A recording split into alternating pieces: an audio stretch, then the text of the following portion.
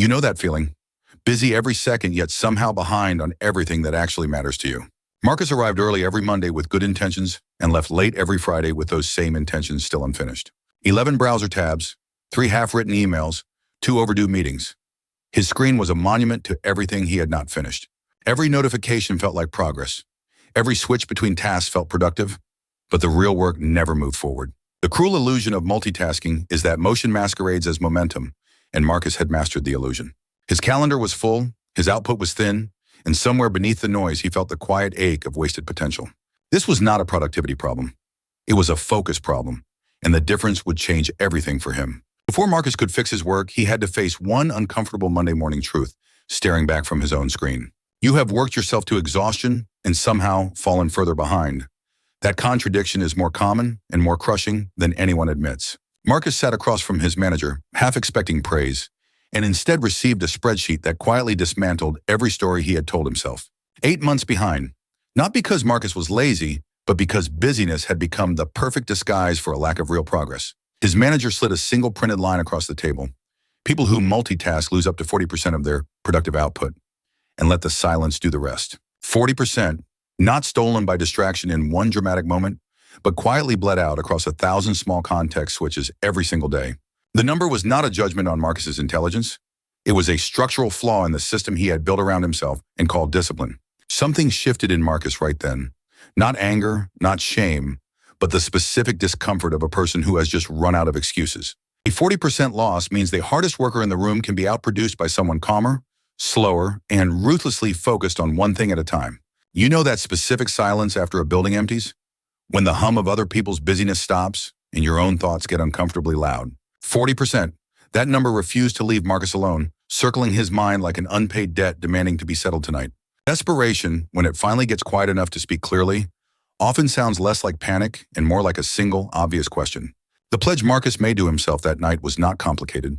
One task at a time, phone face down, no email during deep work for 30 days. Simple rules are often the most terrifying because they leave you no clever excuse, no complexity to hide behind when you break them. Making a private bet with yourself carries a strange weight. No one is watching, which means the only person you can disappoint is the one who matters most. What Marcus did not know yet was that he had just made the kind of decision that looks small in the moment and enormous in retrospect. The rule is not the transformation. The decision to keep it alone in the dark with no applause is where transformation actually begins. You have made the promise in silence, but the first morning asks you to keep it out loud, where everything is louder and harder. Marcus opens the project file and sets a timer. 30 minutes, one document, nothing else, and the silence immediately feels unbearable. Within 4 minutes, phantom urgency arrives. A crawling certainty that somewhere, something important is being missed and left to burn. The body has been trained to move, switch, and react, and stillness to a mind wired for chaos registers as danger. At minute 11, Marcus checks his phone, a reflex so automatic he does not realize it has happened until the screen is already bright. He puts the phone back down, but the cost is real. Rebuilding the thought he had feels like reconstructing a sandcastle after a wave. But at minute 19, something shifts. A narrow corridor of concentration opens, and for one breath, the noise vanishes completely. That 19-minute crack of clarity is not a victory.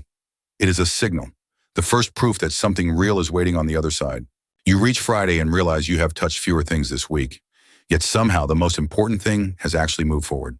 Marcus spread himself across 11 tasks the previous 3 weeks, and the project barely inched.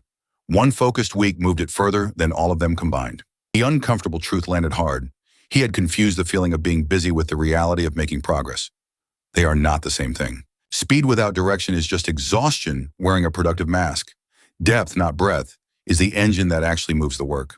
Every item he had left untouched this week still existed, but his relationship to that pile had fundamentally changed from panic to perspective. Depth had given him something multitasking never could. The rare and powerful feeling of genuinely finishing something that actually mattered. The brain does not reward busyness. It rewards completion, and one completed thing releases more energy and confidence than 10 things abandoned midway. Marcus did not just learn to do less. He learned that less, done fully, is the only path to becoming someone who actually delivers. You make real progress, then someone calls it antisocial. And suddenly the cost of focus feels higher than you expected. Marcus noticed the unread message count climbing. Not with anxiety now, but with the weight of knowing each one carried someone else's urgency. His colleague Sarah stopped by twice before noon, her tone polite but her frustration unmistakable. Silence to others reads as absence. Then his manager's calendar invite arrived. Title simply check-in. And Marcus felt the invisible scoreboard of responsiveness judging him. The real enemy of deep work is not your phone. It is a culture that has decided fast replies equal professional dedication. Marcus drafted an honest message to his team, explaining his focus blocks, half expecting backlash, half knowing it was necessary. Some colleagues respected it immediately. Others pushed back, and both reactions confirmed that his boundaries were finally real and visible. Focus is not selfish isolation. It is the discipline to protect the depth that makes your contribution worth anyone's time. You know the feeling when silence finally arrives, and, with it, something you were not ready to see. 3 weeks of single focus had cleared enough mental fog for Marcus to finally see the project's architecture. And something was deeply wrong. Multitasking had been a fog machine. Marcus had been making decisions around a flaw he never had the stillness to actually notice. The flaw was not small.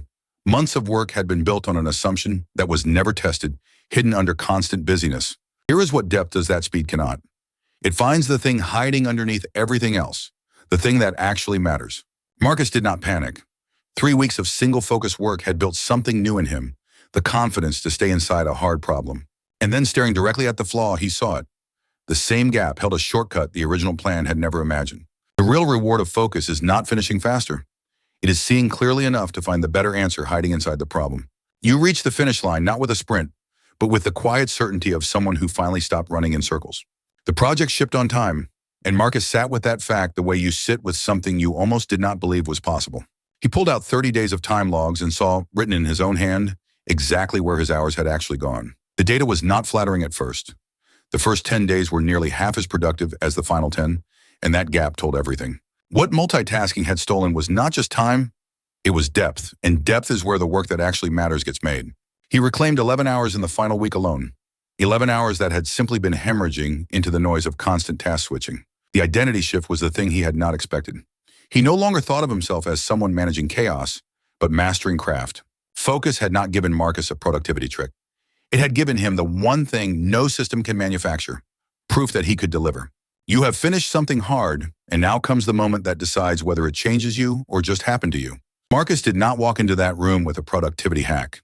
He walked in carrying something rare, a philosophy forged from 30 days of honest failure and discipline. He told his team that multitasking was not a skill problem.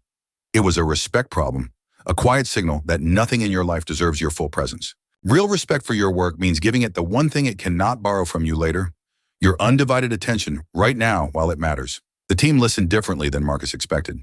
Not with skepticism, but with the quiet recognition of people who already knew something was costing them dearly.